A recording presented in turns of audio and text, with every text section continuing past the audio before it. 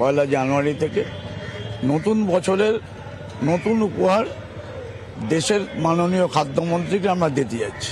কেন্দ্রীয় সরকার, আমাদের রাজ্য সরকার, তারা কেউই আমাদের ডিলার্স কমিশন বা আমাদের যে টেকনিক্যাল ডিফিকাল্টিসগুলো আছে সেগুলো নিয়ে কোনো ভাবনা চিন্তা করছেন না, যার ফলে আমাদের এই পন্থা বেছে নিতে বাধ্য হয়েছে।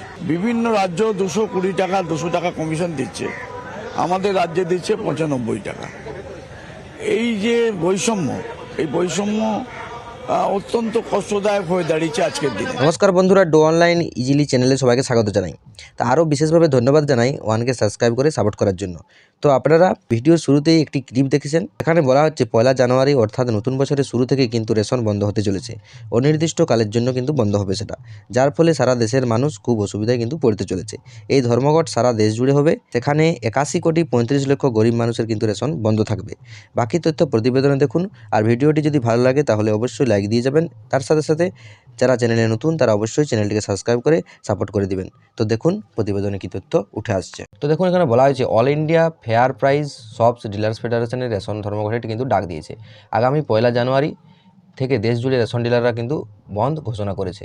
জানুয়ারির শুরু থেকে অনির্দিষ্টকালের জন্য বন্ধ থাকবে রেশন দোকান। সারা দেশের প্রায় 5,38,000 রেশন দোকান কিন্তু বন্ধ থাকবে। এ রাজ্যের 20,271টি রেশন দোকান কিন্তু বন্ধ থাকবে। অর্থাৎ আমাদের পশ্চিমবাংলায় 20,271টি রেশন দোকান কিন্তু কাল থেকে অর্থাৎ পয়লা জানুয়ারি থেকে কিন্তু বন্ধ হয়ে যাচ্ছে। বর্তমানে দেশের 81 কোটি 35 লক্ষ গরিব মানুষ বিনামূল্যে রেশন পেয়ে থাকেন। এর মাধ্যমে প্রতি মাসে চাল, ডাল, গম সহ বিভিন্ন খাদ্যশস্য কিন্তু পেয়ে থাকেন মানুষ। তবে রেশন ধর্মঘটের কারণে বেশ সমস্যায় পড়তে চলেছে এই সমস্ত মানুষ। ধর্মঘট সম্পর্কে ডিলার সংগঠনের সাধারণ সম্পাদক বিশ্বম্ভর বসু বলেছেন, যতদিন না পর্যন্ত তাদের দাবি মানা হচ্ছে ততদিন তারা আন্দোলন কিন্তু চালিয়ে যাবেন এবং এর ফলে বন্ধ থাকবে কিন্তু রেশন দোকানও। আসলে দীর্ঘদিন ধরে কমিশন বৃদ্ধির দাবি করে আসছে রেশন ডিলাররা। বর্তমানে 1 কুইন্টাল পিছু 95 টাকা করে কিন্তু পেয়ে থাকেন রেশন ডিলাররা। তবে বিভিন্ন কমিশনের রিপোর্ট 1 কুইন্টাল পিছু 475 টাকা করার কথা বলা হলেও তা কিন্তু করা হয়নি।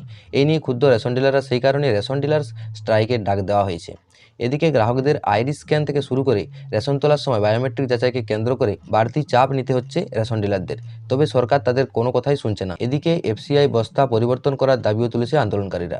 তাদের দাবি এফসিআই বস্তা পরিবর্তে চটের বস্তা দেওয়া হোক, কারণ এফসিআই বস্তা করে চাল গম আসার সময় কিন্তু অনেকটাই নষ্ট হয়ে যায়, যা রেশন ডিলারকে নিজের ট্যাঙ্ক থেকে কিন্তু সেই টাকা দিতে হয়। এই সমস্ত দাবি না মানায় পর্যন্ত অনির্দিষ্টকালের জন্য ধর্মঘট করবেন রেশন ডিলাররা। আজ কলকাতার খাদ্য ভবন অভিযান চালাবেন রেশন ডিলাররা এবং আগামী মাসে সংসদ ভবন যাবেন। আগামী পয়লা তারিখ থেকে দেশের জুড়ে রেশন ধর্মঘট কিন্তু চলবে, ফলে মাথায় হাত সাধারণ মানুষের। কালকের থেকে কিন্তু রেশন বন্ধ হচ্ছে। এর ফলে কিন্তু আমাদের দেশের অর্থাৎ ভারতবর্ষের 81 কোটি 35 লক্ষ কিন্তু গরিব মানুষ কিন্তু রেশন কাল থেকে কিন্তু তারা পাবে না এবং 5,38,000 রেশন দোকান কিন্তু বন্ধ থাকবে কাল থেকে। যতদিন না পর্যন্ত এর সমাধান হচ্ছে ততদিন পর্যন্ত আপনারা কিন্তু রেশন পাবেন না। অনির্দিষ্টকালের জন্য কিন্তু রেশন বন্ধ হতে চলেছে, যার ফলে প্রচুর সাধারণ মানুষ বা গরিব মানুষ রেশন দোকান বন্ধ থাকায় কিন্তু প্রচুর অসুবিধায় কিন্তু পড়বে। তো এই ছিল আজকের ভিডিওর মূল তথ্য। যদি ভিডিওটি ভালো লাগে তাহলে অবশ্যই ভিডিওতে লাইক দিয়ে দিবেন, সাথে সাথে চ্যানেলটিকে সাবস্ক্রাইব করে রাখবেন, যাতে আপনারা সমস্ত রকম সরকারি প্রকল্পের তথ্য এবং সরকারি চাকরির খবর সবার আগে পেয়ে যান। তো দেখা হচ্ছে পরের ভিডিওতে, তখন পর্যন্ত ভালো থাকুন, সুস্থ থাকুন। জয় হিন্দ, জয় ভারত।